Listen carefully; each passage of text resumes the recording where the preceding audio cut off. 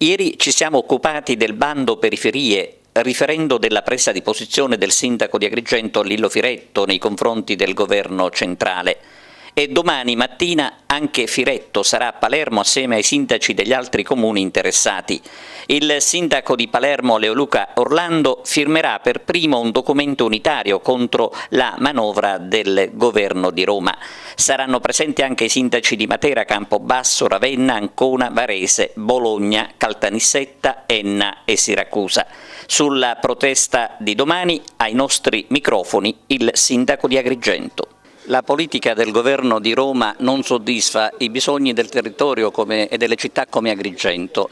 Lei sindaco ha bacchettato già il Presidente del Consiglio, lo abbiamo anche detto nella nostra emittente. Domani a Palermo ci sarà una continuazione della lotta.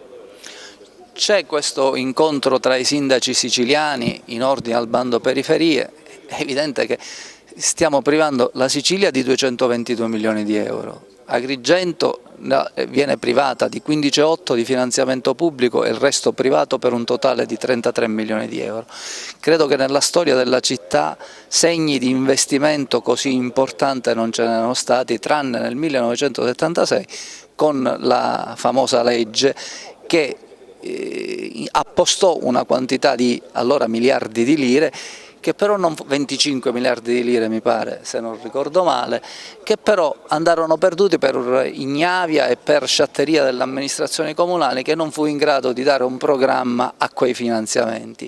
Oggi è successa la cosa totalmente inversa, cioè un'amministrazione comunale con il suo territorio, con gli ordini professionali, con i sindacati, ha programmato un'idea di sviluppo per un territorio, ha partecipato a un bando, quel bando lo ha vinto, ha firmato una convenzione col Presidente del Consiglio dei Ministri insieme ad altri sindaci, muniti di fascia tricolore, segno di sigillo repubblicano, sottoscritto dalla Corte dei Conti, dopodiché arriva un governo nuovo e decide che si definanziano quegli investimenti con attività che già sono in corso, ed ecco perché ci sono una serie di ricorsi ai TAR messi in piedi da tanti comuni, noi siamo tra questi.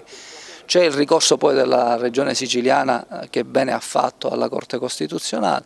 Quale sarà il messaggio che domani lancerete ancora una volta al governo, al Presidente Conte? Che i sindaci non si fermano, le città non si fermano di fronte ad atti di questo tenore.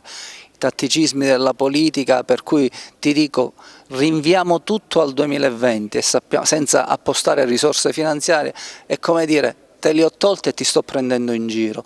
E evidentemente non si prendono in giro i sindaci, non si prendono in giro le città, non si prendono in giro le periferie del paese.